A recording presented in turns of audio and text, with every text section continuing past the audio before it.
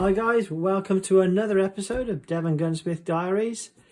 You've already seen, I believe, this Webley & Scott box lock stripped down already as part of the service this gun was having. And this is a little tale that I wasn't even going to feature. This was all loose, the forend was loose. Those are usually quite quick jobs. So it's not so much about the gun as the epic fail that occurs when a simple job goes wrong. We actually go into this part way through when I've already discovered that there's a load of plastic wood in here, bulging this up, making it flop around. And so I wasn't intending to record this one for YouTube. But here it is. So let's get into it. If you enjoy the content, don't forget, like, subscribe, and click the notification bell.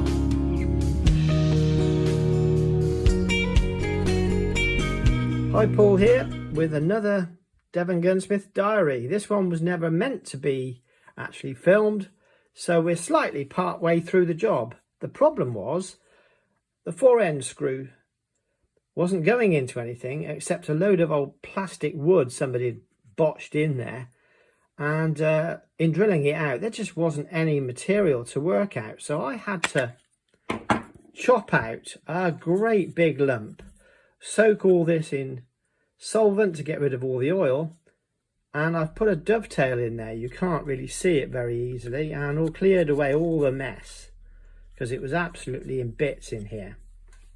So what do I do now? Let's get into this.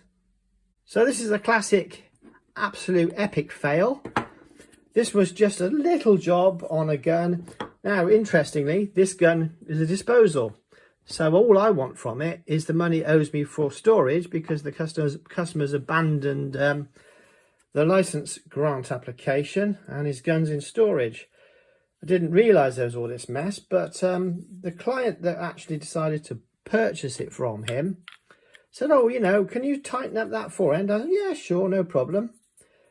And it's going to bite me on the bum. So what I've done is, here's a nice piece of walnut, which I've obviously scavenged from an old scrap stock. Beautiful walnut inside, and I've put a dovetail on it. So it won't go in that way, you see. You don't want it pulling out. So what I've done is I've pushed it in like that, put in a dovetail. But trouble is, look, how's that ever going to hold? The answer is a little keyway. It's a little shim like that, so that when it glues, it's clamped in under its own strength. It's a dovetail scarf joint with a little bit of a trick to hold it in place. Obviously this needs profiling and shaping, so let's get on with it. Okay, so I've eyeballed this in because obviously that's a scarf joint with a dovetail. It's extremely tight here, so I don't want to take any more wood out than I need to. And then it suddenly opens up to a tight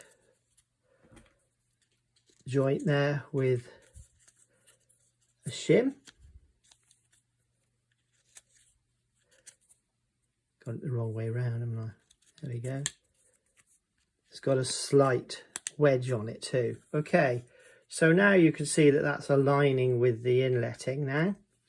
Obviously at this point this bit can be chopped out, glued in, and then this will come up to its original point with new glued in wood. This will be tapped in, but carefully and gingerly, because otherwise we'll split the whole length of the forend. And then offer this up, drill an undersize hole, and get ready to tap in the forend screw. Obviously I can't show you the linishing because this is a rush job and I just do it as go, but it's very interesting to show you how it can be done using basic DIY tools. Right, so there's no precision about this, just using a hacksaw to chop that off. I could tidy up that with my linishing sand belt. You can see there's a very fine line there just to allow that to slide through that tight spot there, and in it goes. It's biased to one side on purpose, and this has a slight wedge shape that goes that way just to ensure the tension remains. And I will do this dry fitted as many times as I want until I'm satisfied that it's ready to glue in. That's a tiny bit tight. Oh no, it goes in. It goes in, lovely. There you go. So there's the makings of the repair. Just need a little bit off the back here, unless it's clamping in. Yeah, I need to let that off a bit. I don't want to be having to do it after the event with a chisel. It'll be a nightmare. That's a good fit. The glue will fill up the difference. And look how difficult that is to get out. Right, there you go. Lovely. Okay, so again, eyeballed in. Super tight, and then it'll slack as you like. Okay, so nice tight fit there. Wedge shape into the right direction once again. Gonna find the wedge. There it is. Right, there it is. Okay, go. So this is mechanically held with a wedge shim, and also with its own dovetail as well, so that will actually stay in without any other than gluing it in, of course. That comes up cleanly now. That will hold with glue. There's a tiny bit off there I need to take off. I need to check, but otherwise it will be a good, there'll be a little shim going in there just to make good, but I want to get the gluing done first, and then off we go. So the inlet's about right here, along here, not 100%. I could finish it with a chisel with just a few shaves, excuse me, and there we go. The only way you can quickly get a repair done, oh, that is a good fit. That'll slide it with glue. You see, it won't fall out, you see, even now. But I'm not using epoxy. You know what my thoughts are on epoxy.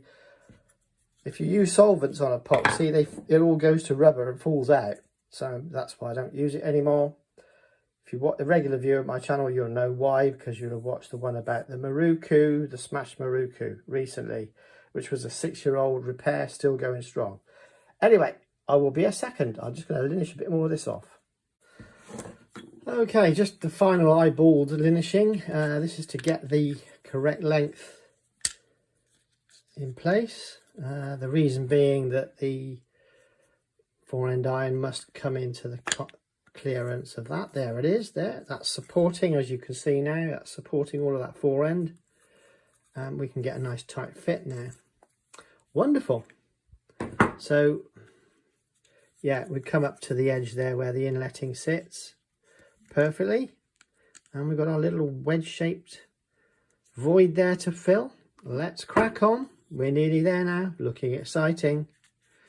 I am sad. Look, see, it still doesn't want to come out. It's that tight. It's deliberately so. See how tight it is there. Okay, get the glue. Let's go. All one go. Right, there's a void in the bottom to allow the screw to come through without interference. That was deliberate. So fill the dovetail void there, and that one. Any excess we can clean off, not a problem.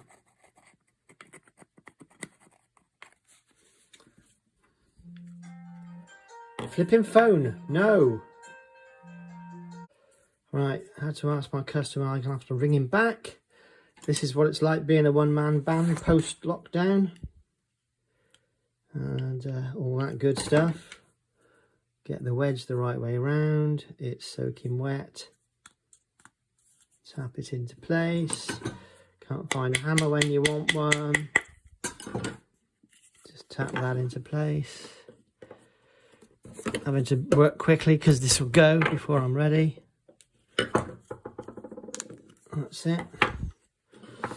Bit of pressure, find something to press it with.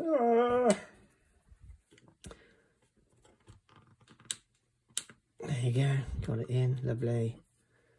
Push that down a bit. Oh, no, that's fully down.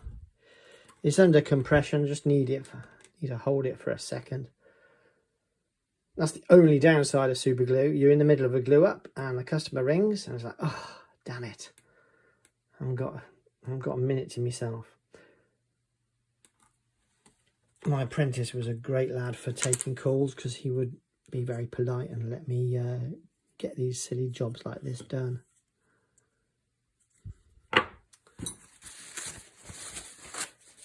Decided gunsmithing wasn't for him. It was such a shame because he really had the makings of a brilliant gunsmith.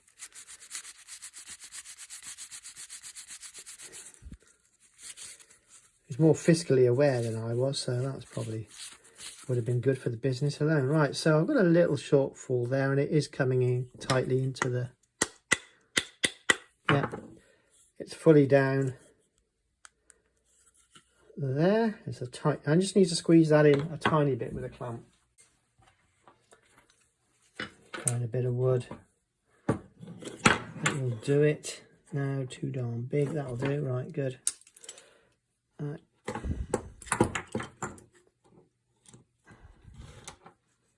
I know I should have a call there, but sometimes you just got to go for it, guys. That's okay. Got a bit of a dry edge there. Just back that up with some glue. It's fine.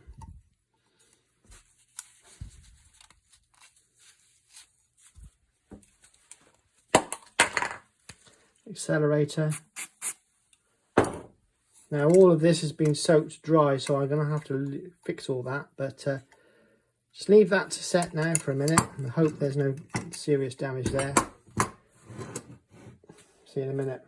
Okay, so just had an interesting chat with a new customer. I generally get new customers phone me as first point of contact, which, as you can tell, when I'm busy working and making a video of the work, a bit frustrating. But then it's not their fault. They're just trying to get their job done, aren't they? So there we go. It's set nicely. So I'm going to just let myself at the chisel now, haven't I? Let's see what we can do. Let's see how easy this is going to be. Obviously, I want to cleave off early.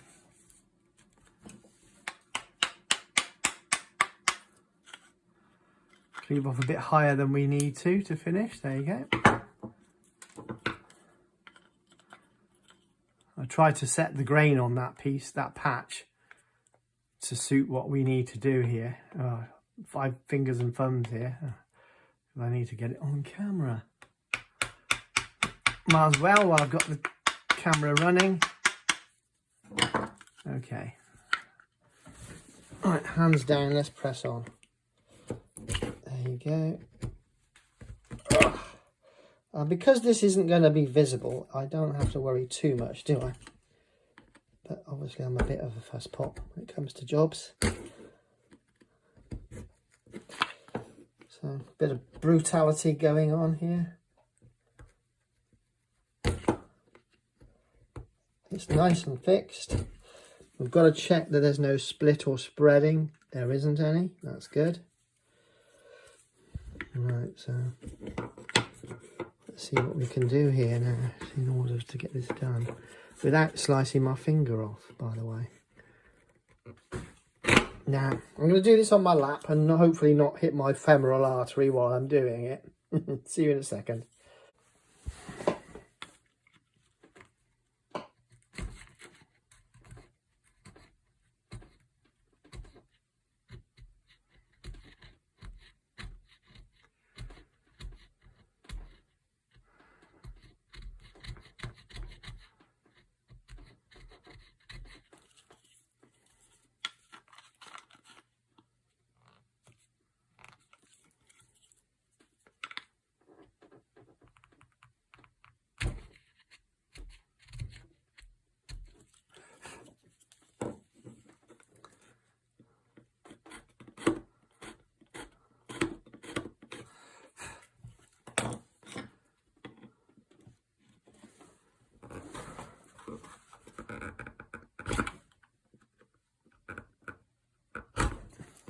Too slippery.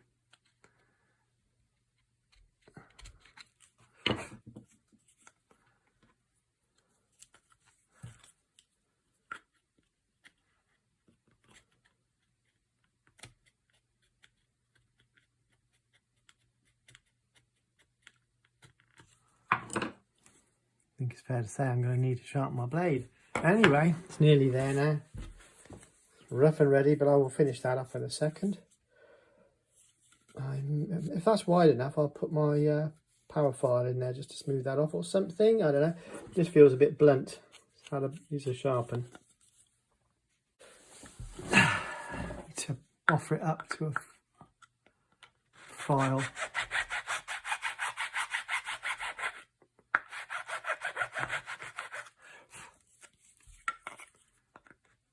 It's not a rasp, it's a metalwork file, but there we go. It's better. Quick check to see the basics is okay. Yes, they are. I may need to shave a tiny bit off that whole surface. That's fine. Only to be expected occasionally.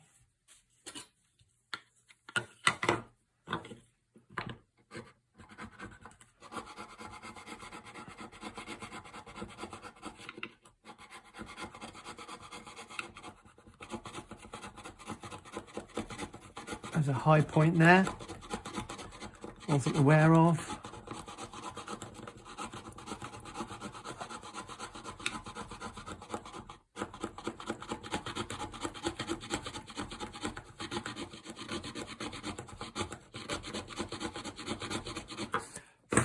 Let's try that.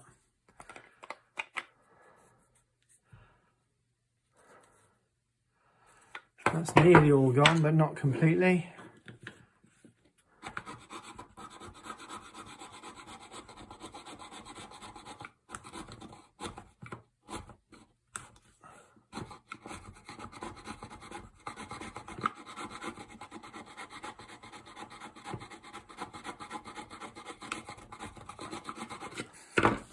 Okay, get a bit of wet and dry. Just going to use a bit of 320 for this. It's just internal, it's not cosmetic at all. Most people won't even know it's there. I'll know it's there. My customer knows it's there, because when he replied to me, he said, I want the best job I can get done, rather have it done well than badly. I'm like, that's fine, you're a man of my own heart, so that's good. Let's crack on.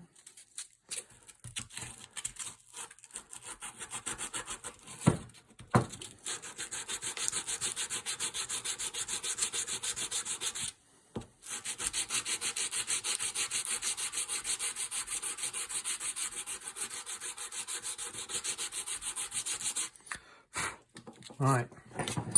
Some of my viewers complain I don't use fixtures. Well, I don't need to most of the time. It takes longer setting up a fixture quite often than actually just getting the job done. And we're all about JFDI here. Oh, there's a bit of that plastic wood left on there, causing me rocking problems. So we'll check that first. There we go, a bit of muck. We'll have to clean that all up later. He wants a nice job, right? Slight bit of rocker still there. I think I need to take it off the back of here. Clean this up. There's some dwell marks there where they've tried to tighten it up before, so that's one of the things that you can do is stake it here.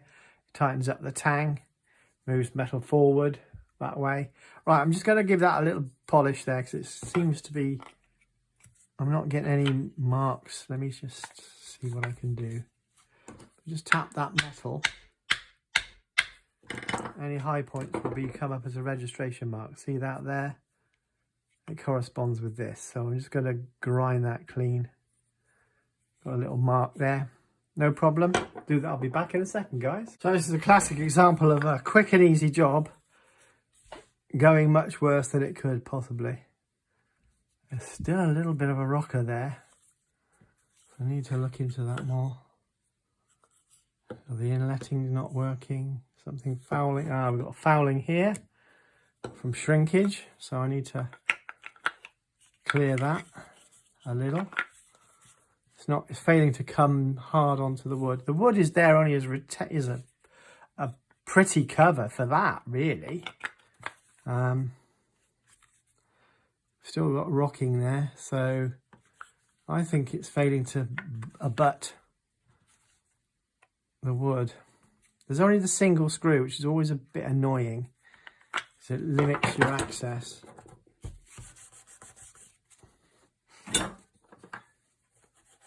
This is quite rough, or very mucky actually.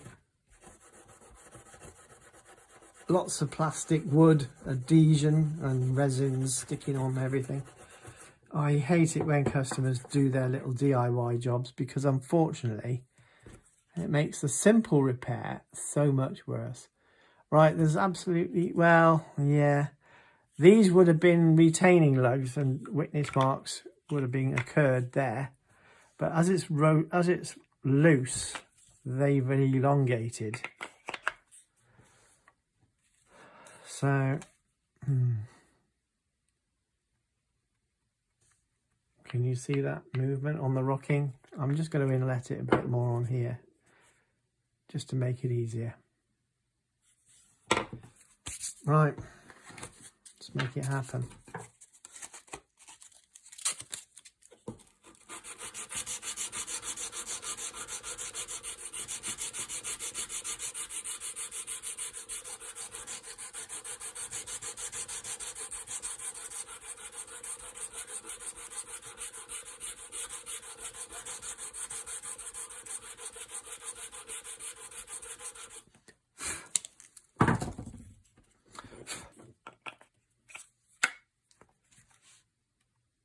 Still rocking.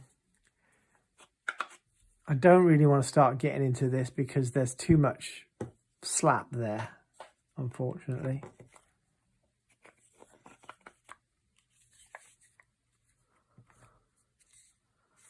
But we have got the opportunity of bringing the hole further forward to tighten that, you see. So that's why I'm looking at that as a specific issue.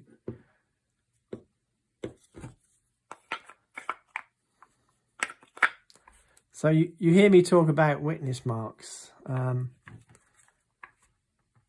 It's when you get a little dwell mark or a little indentation from a piece of metal, usually hitting a piece of wood, and it's a little bit like inletting. I'm looking for my brass mallet and I can't find it because I'm in the middle of a job and I don't know what I'm doing. There it is, right. So I'm going to create some witness marks by tapping this.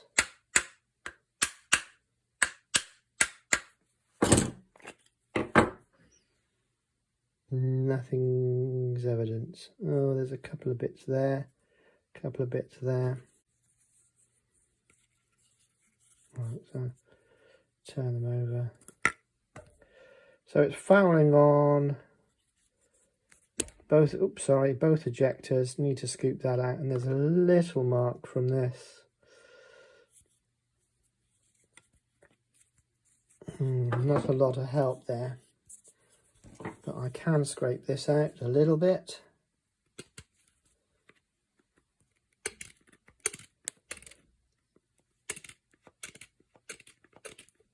The old makers used to leave such a lot of tightness there. I don't really ever know why the old makers did that. Pride in their job, I suppose. But wood being wood, it will swell if it gets wet. So then it starts to loosen and flex and goodness knows what. So nothing more complex than a simple sort of scrape out. Simply using a chisel like a plane, like pattern makers used to do. Yeah, I'm old enough to remember pattern makers. Oh dear. Most people won't know about that now. No movement now. Okay, there's a little bit of a gap there. I need to look into that. But we're basically good to go. See if I can't improve on that. Just tapping with my nylon.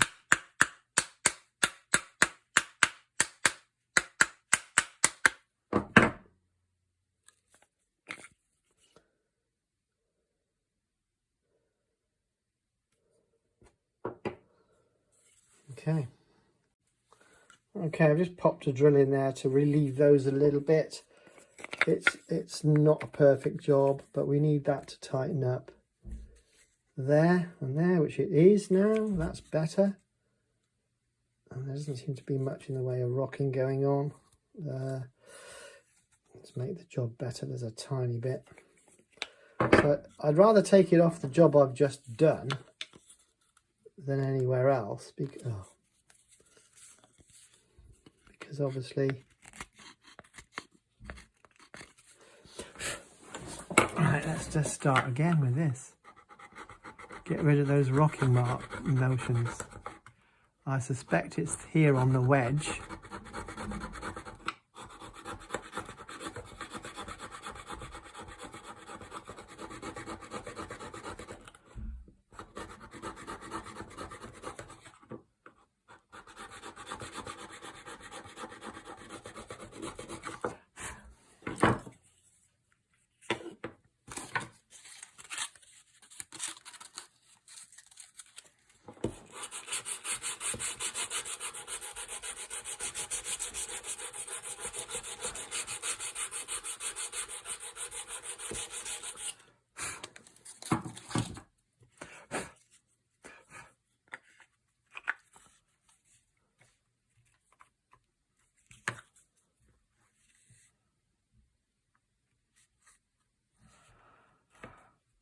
Well, it's that time, I guess. Got to commit to making a mark.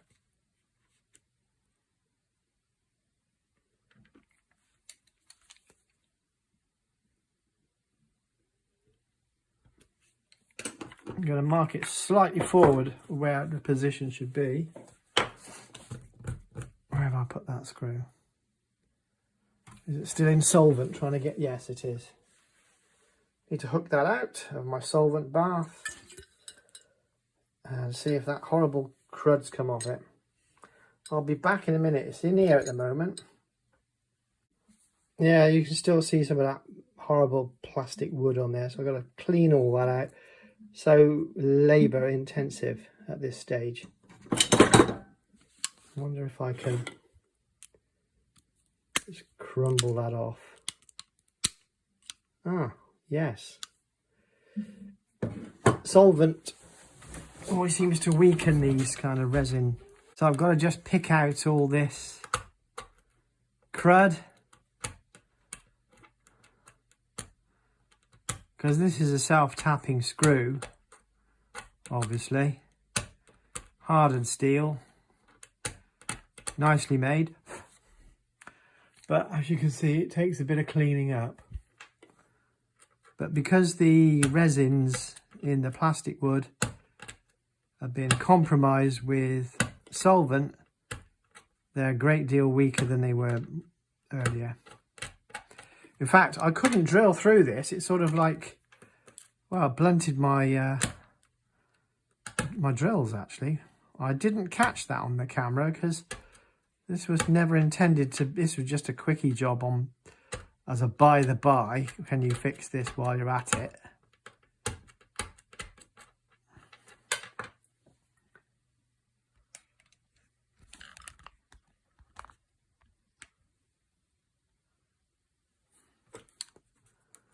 So it's all time and money though, isn't it?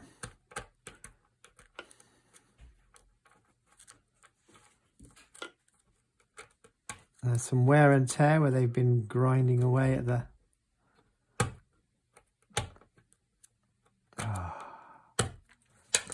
Doesn't make you happy when you see stuff like that. So there's some amount of burring going on from this to and fro. We've got enough thread to bite. Okay, I need to do a 4mm hole. Excellent, I've got a 4mm hole. It's got to be exactly on there. I don't know if I'm going to get this correctly. Right.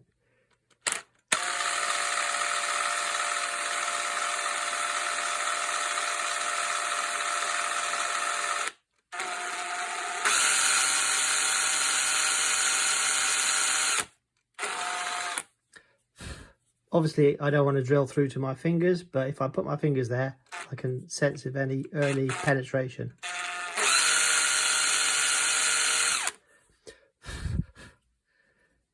It's only just breaking through the joint at the back.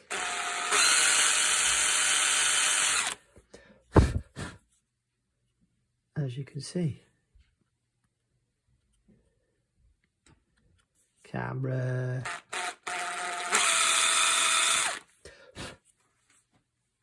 And we're through. So do I do some no. At this point, not tempting fate, I'm just going to screw the damn thing in. Have done. Zoom out. There you go. Thank you very much.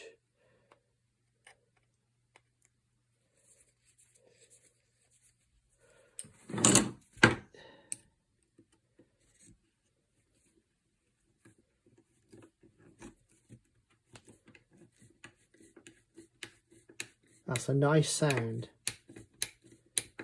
I have to be careful. Oh, it's going off a bit on a tangent there. Right. So yeah, it's coming out. Got a nice thread cut now. If you can see, there's a nicely cut thread. It's slightly gone off on the skewer for some reason, but not a problem.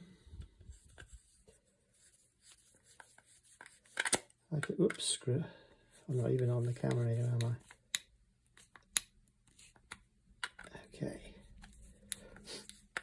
So, a little dirty trick that you can do is, there's a lot of odd-shaped screws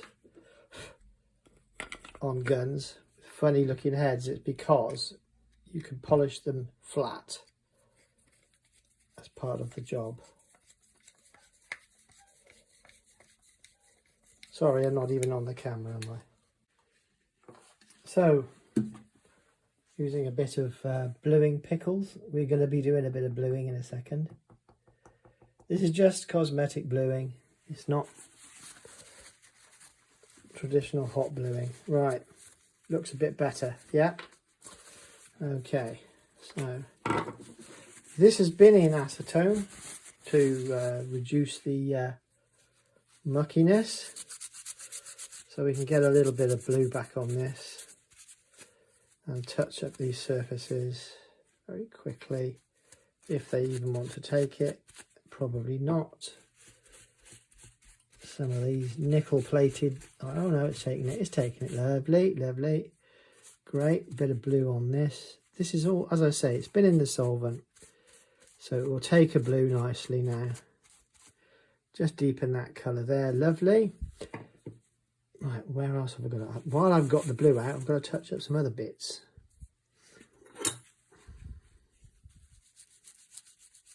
While I'm at it.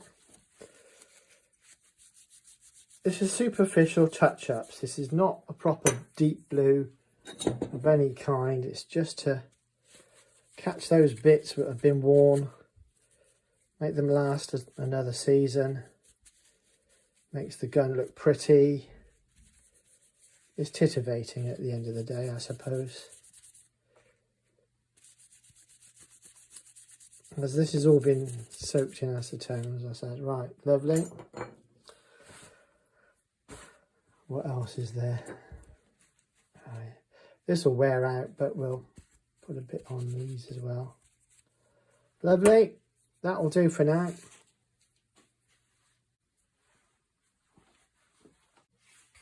Okay, so any mineral oil or even an organic vegetable oil will cease the chemical reaction.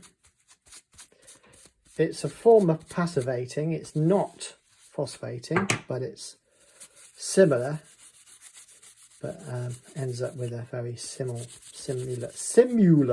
very similar but polished finish, as opposed to phosphating, which gives you a dull finish, which is hungry for oil. There we go, lovely jubbly. Very happy with that.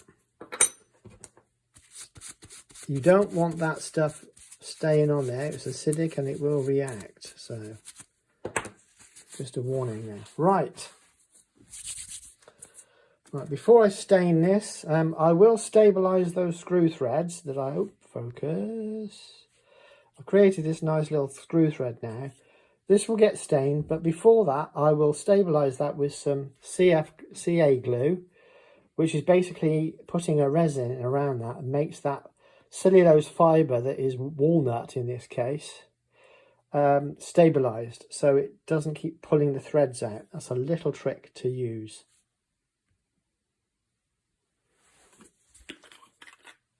Now, sparing. You need to be sparing on this. Right. It looks counterintuitive, doesn't it? But I'm actually using the lubricant. Using the super glue as lubricant before it sets. I don't want it setting because obviously I've just worked it in now, is what I've done. If you work quickly, you can do it. A bit of accelerator. That's solvent based. For some reason it seems to work. Now you've got, first get the focus. That thread is now resin impregnated cellulose fibres. So it's not glass. You can see it's glassy now. It's not glass fibre, it's resin fibre from CA glue. So what that's done is it created a hardening of that nice little thread. Trick I do. It's not in any of the gunsmith annals of what you should do, but it is there now. Right, I'll just quickly shave off these burrs. Sorry, I'm not even on the flaming camera here, am I, guys? Sorry. Okay, now I'm going to drop a bit of stain on that. Oh, I do need to pop a little shim in there just to get rid of that so it looks right. Bear with. This is fairly basic stuff. It's not requiring anything. This is purely cosmetic now. Just a cosmetic repair now. So nothing complicated. Just split that little piece of wood. Squeeze it in there. The thick end, not the thin end. There we go. Glue that in, chop it off. Needs a bit more off there.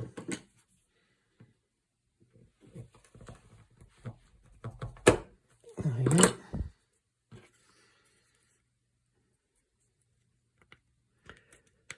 There we go, that will do that, and then trim that off such as is required.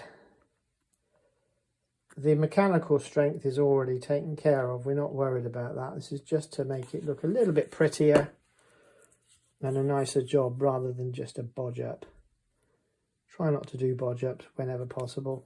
I suppose some people would liken this to a bodge up. And they would be correct. It is somewhat like a bodge up. Right. It's going to be the devil's own job to cut this, isn't it? Dagnammit. And I don't want to have all this cleanup. Okay. Camera's right under my nose, so I'm going to just do this in a second. See if I can do it on the camera for your pleasure, I will. But at the end of the day, it's a job it's an outstanding job, and my client needs the gun. So, what to do? Okay, if I'm using my hands, knees, feet, and all that, I can do it quite easily. So obviously this will create a rocker until I've filed it into place. When I say file, I mean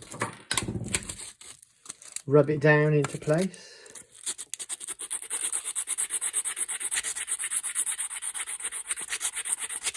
Like I say, it is purely cosmetic to satisfy my OCD. So if anybody ever takes this off, which they rarely do, and at least it looks right.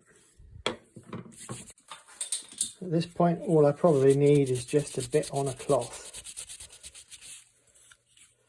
Or not, it doesn't, it's going to soak, it's a bit dry, isn't it? A bit thirsty. All right.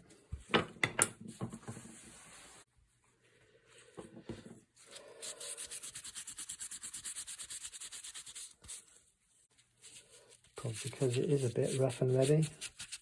It's just a really blonde bit of walnut. It doesn't want to take it. What it does do is gives me a disclosing mark. What I can shave off here.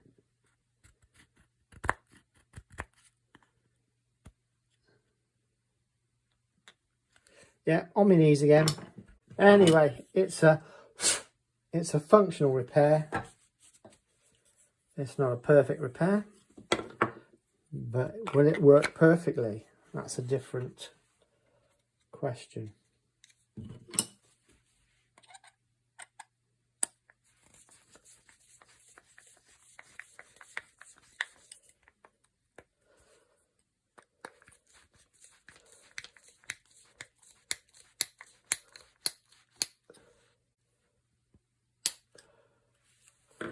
Well, it's tight. There's a bit of a gap. Can't fix that because that's part of the sort of history and wear and tear of that gun. But yeah, we'll see.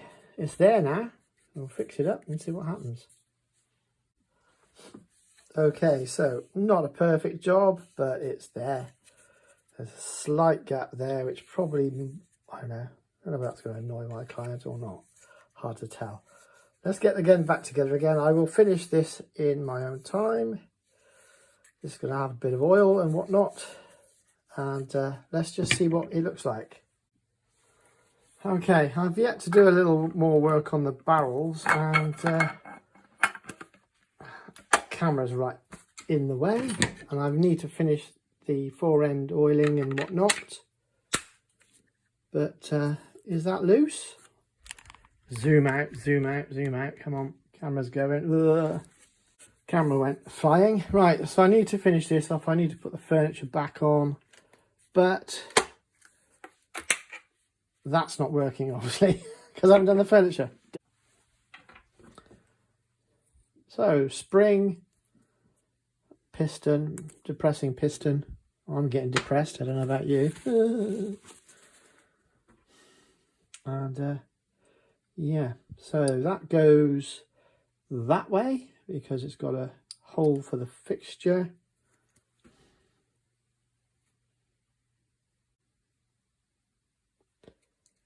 That goes that way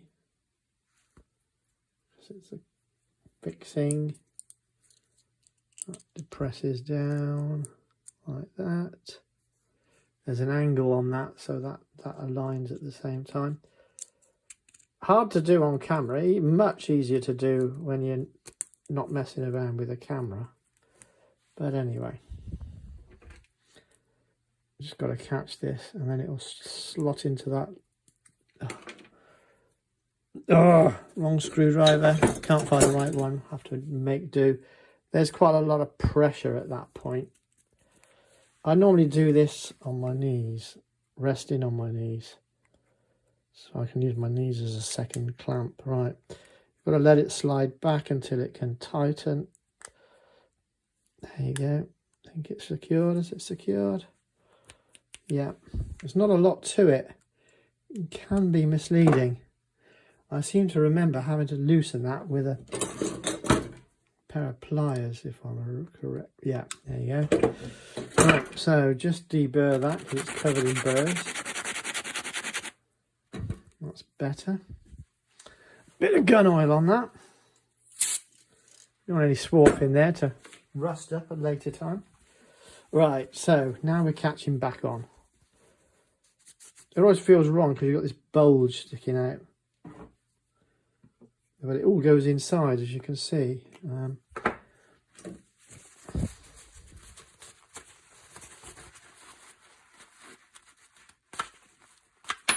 don't want any excess grease in there if we can help it. And here we go. Knocks that out. There's the little hole to locate this in, and this is actually key to fixing it all together. Such fun. Right, pop my screw back in. Get a final tighten on this. Sorry, I'm not on the camera anymore, am I? I need to angle the camera better. I'm more concerned about getting the job finished and doing a JFDI than camera work at present. Right, I just need to do this on my lap because I can't get to grips with it.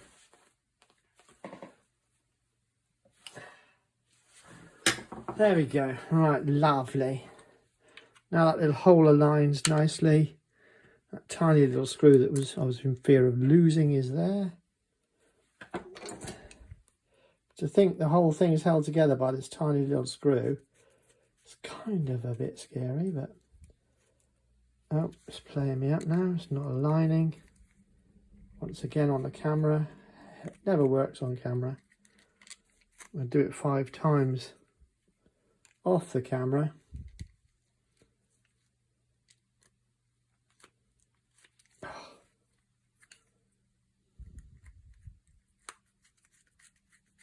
And there you go, as if by magic, it just does it to make me look a fool.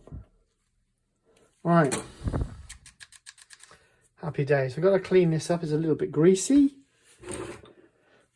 because I had dirty, greasy hands at that point. I'll use a bit of solvent to clean up the stock. There's a tiny bit of oil on that now, and then I'll get the polish on. Bit of oil. That'll be good to go. Right, so back to testing. So, what do you reckon? All that palaver. Lovely. Not loose. So, while that was a real pain in the butt, it's not loose now, guys. So that means that the gun will be tightly on face now, which it is. Nice. You can see that. No gaps. And as you can see, that was the Webley & Scott box lock action I showed you in strip down service. So you've seen that part of it. You've seen those repairs. What else have you seen? Well, I've got to clean the barrels up, but that's not much. You need to know. No point looking at that. So there you go, guys. Nice. Okay, so that brings us to the end of this segment of this particular gun story. This was actually surrendered to me as a storage surrender. Select to get what you can out of it. Here's the bit that we were concerned about. It's solid now. So all's well that ends well.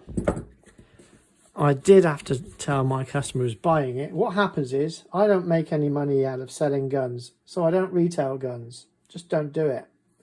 Plenty of shops are struggling, gun shops. They need the trade. They sell guns.